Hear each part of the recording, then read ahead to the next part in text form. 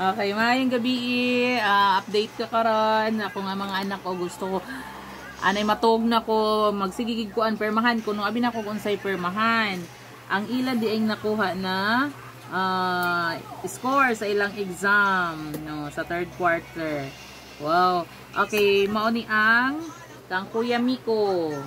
Oh, so una mao ni ang sa Filipino no 35/40 ni Miko. 35/, score ni mo 35/40. Oh, okay lang, may mali kang 5. Oh, very good. Di pa showin Miko agaton sa ESP. Oh, nakakuha siya 32/35. Ay, grabe ay. May naa siya'y tulong nga mali. Nagperman ako kaganina. Kaya kailangan daw permahan sabi sa ilang mga upo man may manggilpot magperma ang parents talaga. Okay, third quarter sa English kang Kuya Miko.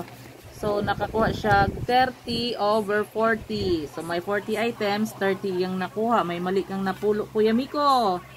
Na Kuya Miko paniguro sa English Kuya. Kuha ko siya tay, training lang pero may napulo lang napulo imong mali training ka sa pero dapat pag maski naga-training naga-adal. Ito pa mape, ang mape niya 11 sa music, sa 9 anong S? sining.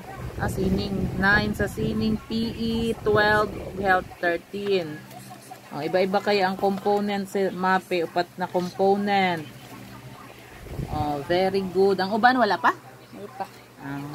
So 4 pa lang. Wala pa mahatag ang uban na papel sa ilang result. Okay, ini na po sa imo Kuya Bimbe. Isad lang imo. Wala pang uban no. Ang kang Kuya Bimbe na pod ni. Wala pa po daw gihatag. Human na sila exam pero wala pa gihatag ang sa ilahang iba na mga result.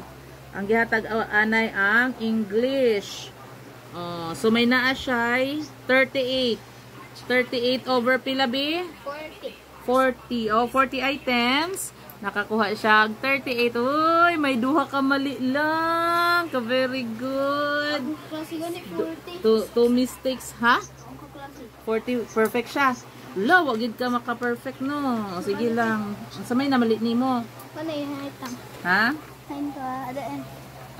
So duha. Oo nga. Sa Caterpillar mangit sa mga. Sige.